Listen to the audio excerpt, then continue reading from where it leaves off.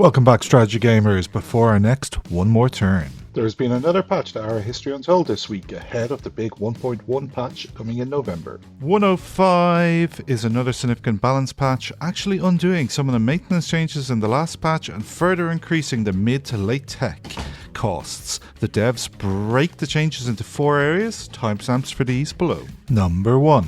Technology, and right off the bat, the devs say this is a response to community feedback to slow down the game. It's great to see them listening and acting. You can see the changes on the screen here. Mainly changes are 15 to 25% range increase. The last 2 ages, 60 to 66% increase. The change starts from the antiquities, so the previous decrease in the first 3 ages stays, with the increases from the antiquities ramping up. And now all ages get an increase. Previously high medieval and the last 2 ages had no increase. Number 2.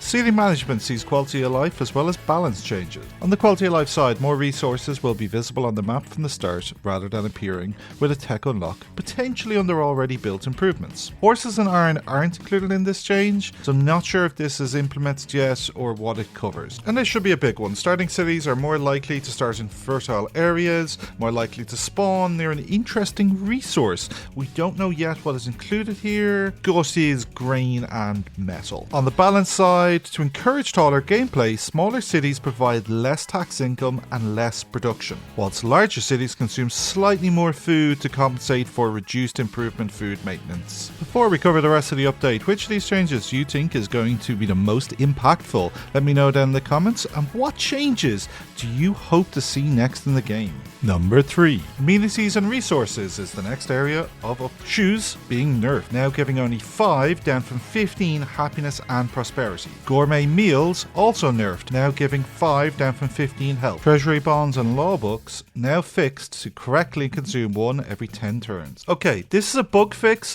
but not as described here in the patch notes. It states Looms correctly provides 100% craft production as an amenity. They aren't an amenity, but a supply, and it is applying the 200% craft as previously stated, but just in the weaver it is inputted rather than the overpowered citywide craft boost previously described. Onto resources, meteors now provide metal ingots without smelting. I think this is a change to the passive improved benefit rather than a stone pit improvement harvesting, which previously did allow ingots. Obsidian is more common now, and tobacco does not provide as much money. They didn't state the effect. I saw on Reddit that unit production cost has increased from 10 to 25 to produce the same wealth, and I have confirmed this in the game as well, as you can see. Number 4. And there is a long list of maintenance and output changes for improvements. I'm not going to go through the full list. You can pause, or the link to the update is in the description and the pinned comment. Calling out a few, the trading post line of buildings now give 10 city prosperity. School knowledge reduced to 10, stating that it's to add more value to supplies.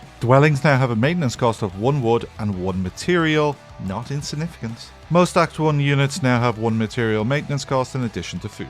In the last patch, docks were reduced from 10 to 1 maintenance. This has now been pushed back up to 5 wealth. There are a bunch more that you can see on the screen, but these were the ones I felt like calling out. So that was the 105 patch for Ara History Untold. Comment down below on which you think will have the biggest impact in the game. Subscribe to stay up to date on Ara History Untold updates, as well as check out my gameplay that I'll be posting. Until then, let's just take one more turn.